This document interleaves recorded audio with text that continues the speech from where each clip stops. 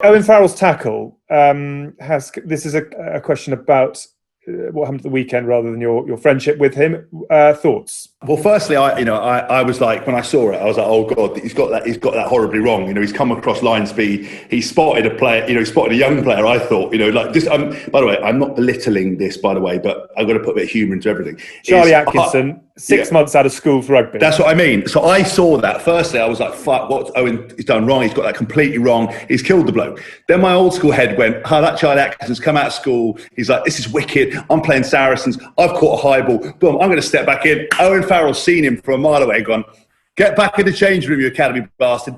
But apparently Charlie Atkinson is a really lovely guy, and obviously Owens will be mortified because he 100% didn't mean to do that. I think he got it wrong. I think if you see Atkinson's got the ball, he's looking to go one, and he steps back in. Owen was too high, and obviously it's going to be a ban. There's no way that I knowing Owen, that he would go and do that. He probably got his tackle technique wrong. I know people have criticised his tackle technique before. When you're an edge player, it's a very hard hard thing when some of that defence has won us games and some of that defence has cost us games. And I think there will obviously have to be an adjustment in his technique. I was just a bit shocked by that because it was like a moment of madness, but it wasn't helped as he stepped back in. And apparently, as I said, I wanted the academy kid to be an absolute rater. But apparently he's really lovely as well. So I was just a bit old school. I was like, welcome to rugby. The Twitter reaction has been pretty vociferous, which is a surprise. Charlie Morgan, who I think's one of the best young journalists out there, borrowed a stat from Russ Petty, who is, just all over all the numbers. 87 tests for England and the Lions, Owen Farrell's played. 2 yellows, 33 penalties, which almost sounds like an afternoon's work for you, Hask. And then Charlie gets called a dildo. The whole thing gets blown out of proportion. Everyone's kind of crucifying Owen. Why is he a character who sort of attracts this? It's great to hear, because I actually was going to message Russ on Twitter to find out. And I was like, it's too hard to figure out how many penalties he's given away for high tackles or how many. He's given away 33 penalties in tackle incidents in 87 tests for country and the Lions. I was reading some of the Twitter stuff and they're all saying he's deserved it. No, he doesn't deserve it. He doesn't deserve it, right?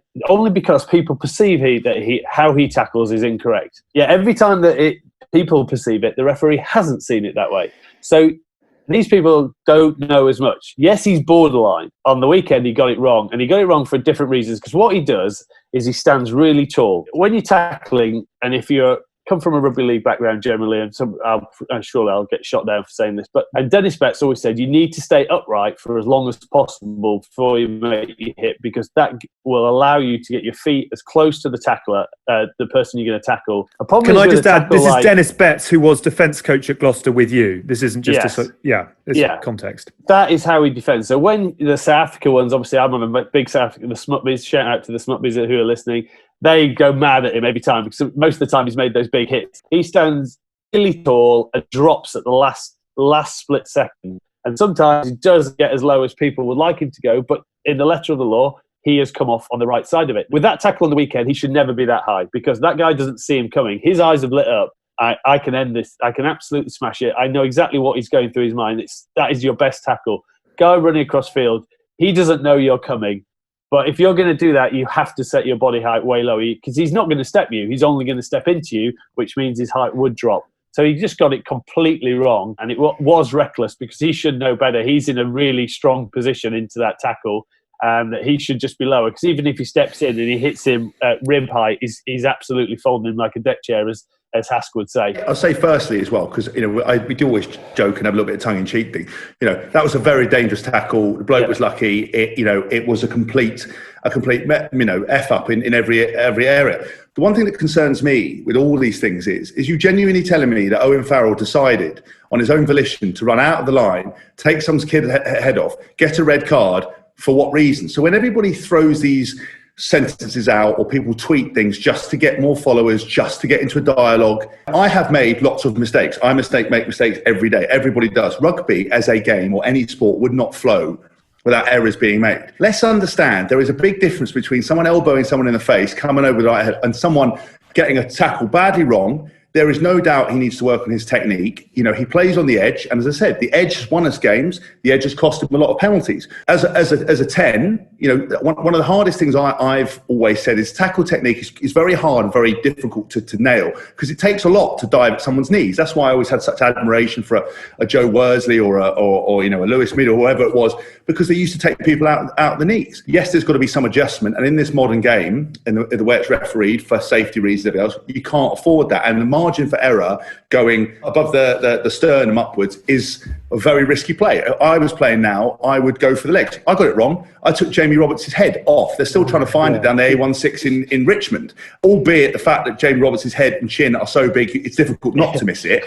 I just think that people who get criticised and come at people like Owen, it's such a personal attack, and there is absolutely no context. And I think you need to have a long, hard look at yourself. And it's also, just as I said with the injury stuff, people piping up going, well, I've never been injured. And, when you know, the game's gone mad. Everyone's so much bigger. That's why your bodies are wrecked. It's like, no, that's not why it's gone wrong. Stop fucking pointing fingers. And journalists just saying it so everyone go, but also coming at him as a personal attack.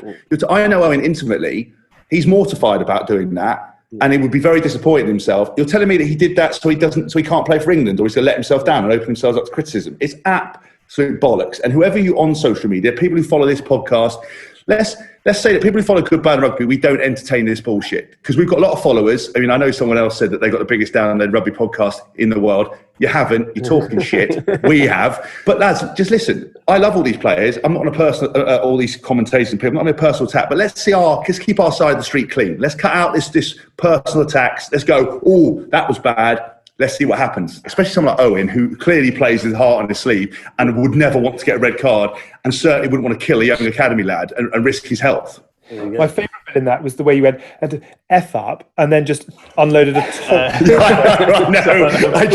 We're keeping our side of the street clean. Let's keep our side of the street clean. That's Hask's language, Barry. He's slightly on the high tackle, but he's trying to drop his body height, but he hasn't quite got there yet. Exactly.